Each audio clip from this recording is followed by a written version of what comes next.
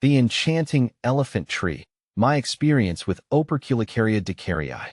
The first time I encountered the Operculicarya Decaryi, I was captivated. Nicknamed the elephant tree, this Madagascan wonder possessed a rugged charm unlike anything I'd seen before. Its thick, textured trunk resembled elephant skin, and its small, glossy leaves added a touch of whimsy. It was a natural bonsai masterpiece, and I knew I had to add one to my collection. How to care for Operculicarya Decaryi. Operculicarya Decaryi, despite its exotic appearance, thrives under relatively uncomplicated care. Here's what I've learned to keep mine flourishing. Light. This sun worshipper craves bright, indirect sunlight. A south-facing window is ideal, but be mindful of harsh afternoon sun during peak summer months. Consider sheer curtains for diffused light if needed. Water. Think drought-tolerant.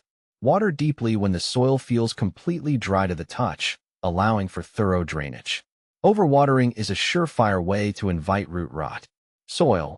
Mimic its natural habitat with a well-draining succulent or cactus mix. Perlite or pumice can be added for extra drainage. Temperature. Warmth is its comfort zone. Aim for temperatures between 65 to 80 degrees Fahrenheit, 18 to 27 degrees Celsius. Protect it from frost and chills. Fertilizer. A light feeding during the growing season, spring and summer, with a balanced fertilizer diluted to half strength is sufficient. Avoid over-fertilizing, as this can damage the roots. How to propagate Operculicarya Decaryi.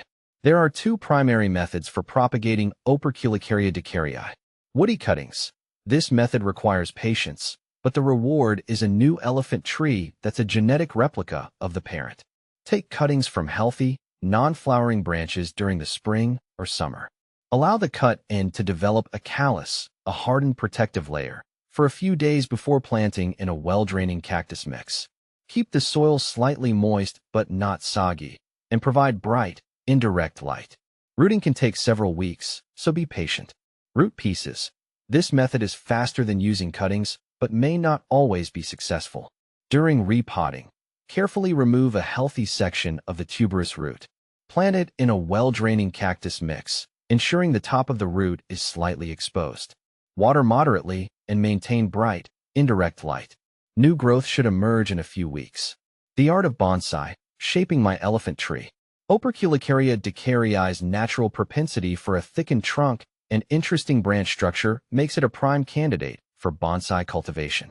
Here's how I approach it. Potting. Choose a bonsai pot with good drainage holes slightly larger than the root ball. A shallow pot accentuates the elephantine features. Pruning. Regular pruning is essential for maintaining the desired shape and size.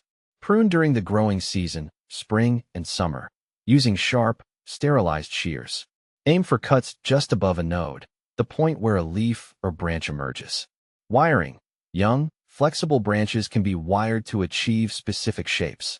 Use bonsai wire of appropriate thickness, securing it gently to avoid damaging the bark. Remember to remove the wire after a few months to prevent girdling, constricting the branch. With consistent care and thoughtful pruning, your Operculicarya Decaryi can transform into a stunning bonsai, a testament to your dedication and the plant's inherent beauty. Beyond the basics, my journey with the elephant tree. The Operculicarya Decaryi has become more than just a houseplant. It's a conversation starter and a constant source of fascination. Witnessing its slow, steady growth and the subtle changes in its textured bark is a source of quiet satisfaction. This unique succulent is a testament to the diversity of the plant world. With a little knowledge and care, you too can cultivate your own piece of Madagascar magic. So, why not embark on your own elephant tree adventure? You might just be surprised by the joy it brings.